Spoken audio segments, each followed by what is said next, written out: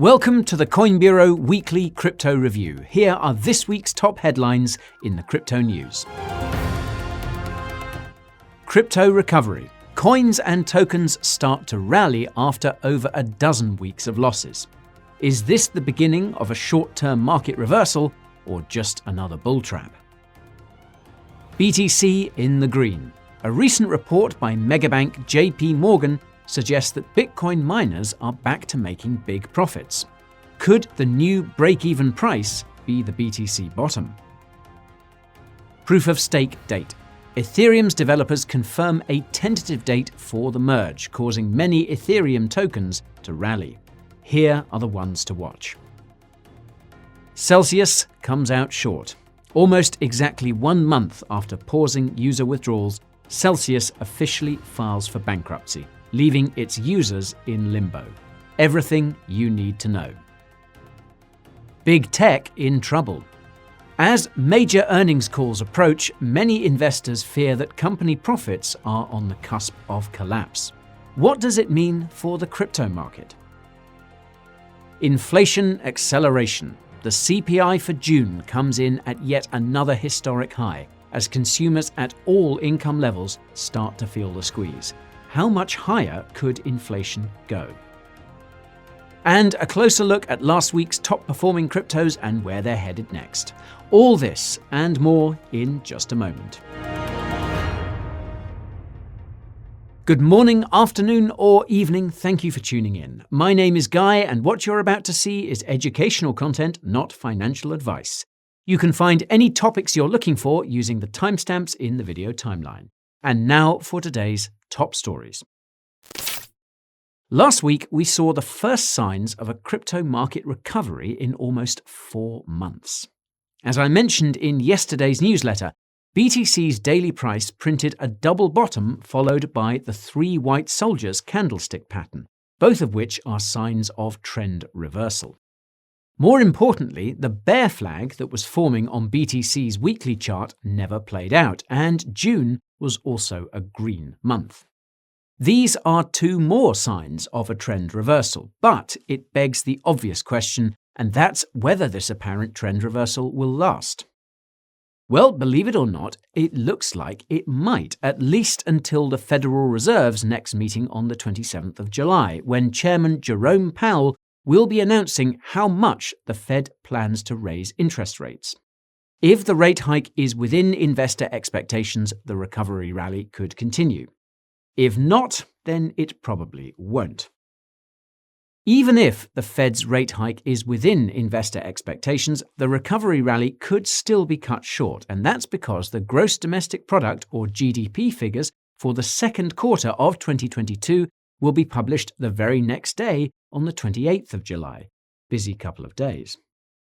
Now, if you watched our recent video about whether we're in a recession, you'll know that the textbook definition of a recession is 2 consecutive quarters of negative GDP growth.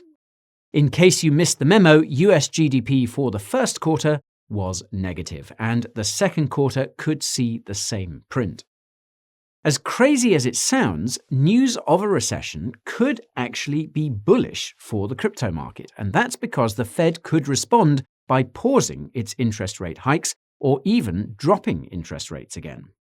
Conversely, it could cause the crypto market to crash even harder than it has, especially since there's lots of uncertainty about how crypto will handle its first economic recession. Which way the cookie crumbles ultimately depends on how the Fed reacts, and how the Fed reacts depends on employment and inflation figures. Right now, employment remains strong, at least on paper, and that has given the Fed the leeway it needs to continue raising interest rates, regardless of the damage to markets, including crypto. However, a recession would almost certainly do damage to employment, which could cause the Fed to pivot. As for inflation, it remains at near record highs and is showing no signs of slowing down, which means the Fed is unlikely to ease off. However, if inflation comes down over the summer, be it because of a recession or otherwise, the Fed could pivot when it comes back from its summer break in September. Yes, you heard that right. The Fed will be out of office from late July to late September, and this could actually prolong the current crypto recovery, as there will be no Fed around to raise rates. This again assumes that the crypto market will survive the next two macro factors, which isn't guaranteed. You can find out what other macro factors are moving the crypto market using the link in the description. Anyways, another factor that's been fueling the crypto markets recently relates to Bitcoin mining, which I also covered in a recent video. If you watched that video, you'll know that there was a big fear that Bitcoin miners were on the brink of going bankrupt because of the billions of dollars of debt they had taken on. These debts, combined with a decline in BTC's price, were forcing many miners to sell their BTC to continue their operations and keep paying down said debts. Now, based on my admittedly amateur calculations, the lowest price BTC could go before most Bitcoin miners start to struggle is somewhere around 8K, a figure consistent with what was noted to Bloomberg by crypto analysis firm Arcane Research the other week. Oddly enough, this figure is significantly below what JP Morgan now estimates to be the cost of creating one BTC. According to analysts at the megabank, it's currently costing most Bitcoin miners around 13K to create one BTC, a significant drop compared with the previous month when one BTC cost over 20K to create. I suspect this discrepancy has to do with JP Morgan's focus on publicly traded Bitcoin mining companies and the recent decline in Bitcoin difficulty. In any case, these numbers are important because a bigger profit margin for Bitcoin miners means existing ones will remain solvent, and it could even incentivize additional miners to come online. These prices are also where many investors expect the bottom of BTC to be during this crypto bear market. Funnily enough, JP Morgan's BTC creation cost is consistent with the 10 to 14K BTC bottom we calculated in a recent video. That will of course be in the description if you're interested. Now, given that BTC prices are well above these levels and we're at the beginning of what appears to be a recovery rally, you might be wondering whether we will drop down to the 10K range at all, and the answer is that it's still very possible, if not likely. That's simply because all the other macro factors weighing on the crypto market, such as supply chain issues, energy costs, new pandemic waves, and the ongoing war in Ukraine, are still around and probably won't be going away anytime soon. Because of these and other factors, many investors expect the end of this year to be brutal for the markets, and this timeline is once again consistent with when the bottom of the current crypto bear market could be. More about that in the description too. Anyhow, another crypto-specific factor that's been contributing to the recent rally is the news that Ethereum developers have decided on a tentative date for when Ethereum will transition from proof of work to proof of stake. The merge is now scheduled to occur at the end of September, with some developers suggesting the specific date of Monday, the 19th of September. Make no mistake, this is a huge deal for the entire crypto market, not just ETH.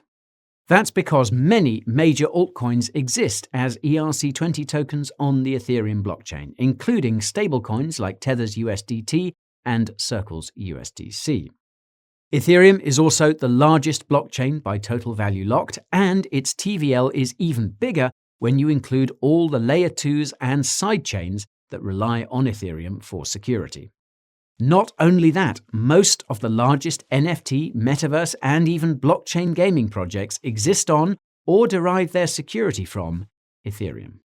As such, it's quite possible that the setting of a tentative date for the merge is one of, if not the primary factor behind the recent crypto market pump. This makes sense given that ETH was one of the biggest gainers last week. It would also explain why Ethereum Classic's ETC coin and Lido Finance's LDO token were among the other moonshots. If you watched our video about Ethereum Classic, you'll know that many investors are expecting ETC to benefit from all the mining machines that will be left behind by Ethereum miners when Ethereum transitions to proof of stake. If you watched our video about Lido Finance, then you'll know that the protocol is the single largest staker of ETH on Ethereum's beacon chain, and many holders of Lido Finance's STETH token were starting to become concerned about when exactly the merge would occur. So-called Ethereum killers like Avalanche and Solana also seem to be benefiting from news of the merge, and that's probably because many investors are probably starting to hedge their crypto portfolios by diversifying into other Ethereum competitors in case the merge goes horribly wrong. Meanwhile, institutional investors have started accumulating ETH in anticipation of the merge, and it seems that even Ethereum NFTs are starting to pop off as environmentally conscious investors will feel comfortable buying collections on a proof-of-stake blockchain. This is somewhat unfortunate, given that proof of work isn't nearly as bad for the environment as many media outlets and activist organizations would have you believe. You can get the facts about crypto mining and the climate using the link in the description. Anywho, another headline that has crypto holders talking is the news that Celsius has officially filed for bankruptcy. If you watched our video about Celsius's collapse, you'll know that we speculated that Celsius was engaging in some high-risk behavior behind the scenes to continue paying out high yields to its users. Well, Celsius's bankruptcy filings have confirmed these speculations, with the crypto platform having $4.3 billion in assets versus $5.5 billion in liabilities, i.e. debt. This means that Celsius is $1.2 billion in the hole, hence its bankruptcy filing. It's important to note that Celsius has filed for Chapter 11 bankruptcy. This means its crypto platform will continue to operate while the company restructures, but it also means that Celsius users are unlikely to get their crypto back anytime soon, if at all. That's because Chapter 11 bankruptcy confirms that Celsius is the owner of all the assets on its platform, and that means the company can sell off these assets to plug the $1.2 billion hole it created. Note that this was apparently in Celsius's terms and conditions all along. To add insult to injury, Celsius has not provided any dates for when users will be able to withdraw. In Celsius's defense, though, the Chapter 11 proceedings are set to begin today, so they're not just buying time when they say they don't know, they literally don't know. Now, for what it's worth, Celsius noted on Twitter that, quote, "the vast majority of our creditors are our customers," which seems to suggest that Celsius users could eventually get some of their crypto back, but the question is when. As many news outlets have pointed out, Celsius users could be in for a Mt. Gox type scenario. For reference, Mt. Gox was a cryptocurrency exchange that went down way back in 2014, and users are still in the process of getting their BTC back 8 years later. Now, before you get too upset, take a second to consider that many institutional investors that are bullish on BTC actually offered to buy the BTC claim of Mt. Gox users for cash at a discount. For example, in 2021, Fortress Investments offered Mt. Gox users 80% of the value of their lost BTC if they sold their claim. And I expect to see similar offers by institutional investors for claims on BTC, ETH, and other major altcoins that are stuck on Celsius. It goes without saying that what these institutions are likely to be offering will be less than ideal, but it will offer an exit to those Celsius users who need it the most. I'll be doing another video about Celsius's bankruptcy filing and what it means for the crypto market sometime next week once the dust has settled and more details have come out, so stay tuned for that. Now, it's not just crypto companies that are in crisis these days. Tech giants have been in trouble too, and that's bad news for both stocks and crypto.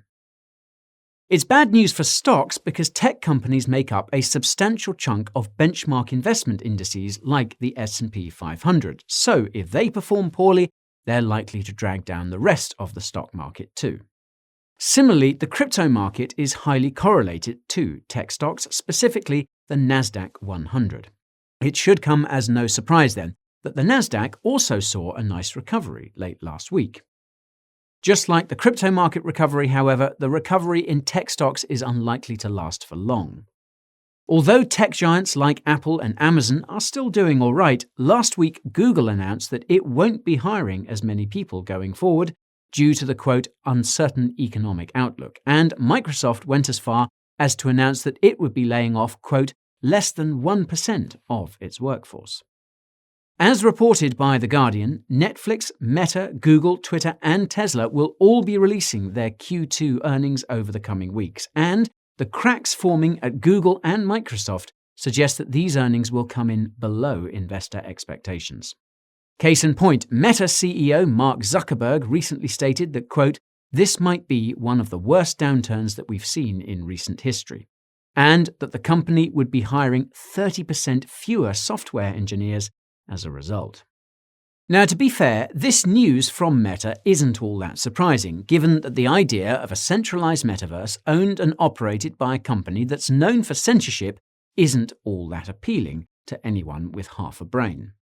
Even so, it's clearly a sign of a bigger trend that's only just beginning, and with most tech companies having profit-to-earnings ratios that remain astronomically high, it's likely that we will see many of their stocks slide in the second half of the year. This is once again consistent with the projection that the crypto market will see its bottom sometime in the autumn, and it could mean that the bottom for crypto will be even more brutal than many investors are expecting. The caveat is that big tech companies and other market movers in the S&P 500 still have record levels of cash in their reserves. According to the Wall Street Journal, the largest US companies still have a whopping $8.3 trillion in cash or cash equivalents thanks to the Federal Reserve's money printing. Many analysts believe this could give companies enough runway to survive the recession when it inevitably comes, assuming we're not in one already. Who knows, maybe some of this massive money pile will find its way into crypto because of all the inflation going on. This brings me back to the elephant in the room, which is, of course, inflation. Last week, the CPI for June was released and it came in at a staggering 9.1%, significantly higher than the 8.8% investors were expecting. As you might have guessed, this is what caused that sharp dip in the markets on Wednesday, and it seems the only reason the markets recovered was because consumer sentiment is somehow on the rise, according to the University of Michigan. As you can see, however, this apparent recovery is barely visible on the long-term consumer sentiment index. It rose to 51.1 from 50 in June, which was actually the lowest level consumer sentiment had ever been since the index was created. This is not all that surprising, given that consumers are being financially crushed on all fronts and costs only continue to rise. I reckon the only reason why we saw this small recovery is because people are happy to be out and about after being locked down for 2 years. That said, another contributing factor to the market recovery was something that almost everyone overlooked, and that's the $900 billion military spending package that was passed by the US House of Representatives on Thursday. As with many massive bills, the military spending package contains a few critical clauses, such as a 4.6% pay rise for US military personnel and an official raising of the minimum wage for public workers to $15 an hour. The harsh reality is, however, that these two clauses are likely to contribute to inflation, since more money chasing the same amount of goods means prices go up. This just goes to show you that the monetary policy of central banks is just a part of the inflation equation. The fiscal policy of governments plays a role as well, and some have argued that it plays an even bigger role than monetary policy. At the same time, you have all the supply-side pressures that can't be solved by governments or central banks. This is why I think inflation is likely to continue for the foreseeable future, and why I'll be doing a video about how to keep up with and even beat inflation sometime next week. In the interim, you can check out my recent video about all the unprecedented disruptions to food processing facilities using the link in the description. Now, I know we looked at Bitcoin's charts earlier, but I wanted to bring your attention to the Wyckoff pattern that appears to be forming on BTC's daily price chart. If you watched our video about the Wyckoff method, you'll know that it's basically used by institutions to trick retail investors into buying and selling at the worst possible time. The Wyckoff method we seem to be seeing now is accumulation, and if so, we could see one more sharp drop to the 18K level before snapping higher, as per the spring. If this does happen, I bet it will be around the Fed's meeting and the release of the GDP figures for Q2 this year. So just keep that in mind. Last week's top-performing cryptos were Lido Finance's LDO token, Polygon's Matic token, Arweave's AR coin, Ethereum Classic's ETC coin, and Quant Network's QNT token. As I mentioned earlier, Lido Finance's LDO token is rallying on the news that Ethereum developers have set a tentative date for the merge. LDO's long-term price history suggests it's likely to see lots of resistance around these levels, but if it can break higher, the next stop will be $2.50 to $3, close to a 2x gain at the time of shooting. Next, we have Polygon's Matic token, which is rallying on the news that the project had been selected to participate in Disney's accelerator program. Polygon is also Ethereum's leading scaling solution, so Matic likely got some extra momentum from the tentative merge date. Like LDO, Matic faces a lot of resistance around these levels, but could rise as high as $1 if it can break through the 80-cent barrier. Full disclosure, I hold Matic as part of my personal portfolio, and you can find out what else I hold by signing up to my newsletter in the description below. As for Arweave, its AR coin appears to be rallying on the news that the project had partnered with one of the front ends for Aave's decentralized social media platform, Lens Protocol. More about Aave in the description. Like LDO and Matic, AR has a lot of resistance around the $15 level. With some luck, it'll manage to reclaim the $25 mark in the coming weeks, where the next level of resistance awaits. When it comes to Ethereum Classic's ETC coin, this is also something I covered earlier. ETC is rallying because many investors believe it will stand to benefit when Ethereum transitions to proof of stake.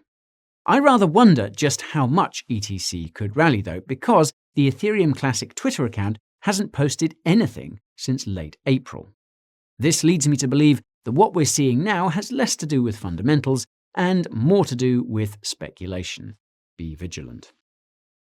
Last but not least, we have Quant Network's QNT token, and I honestly couldn't identify the origin of its most recent pump.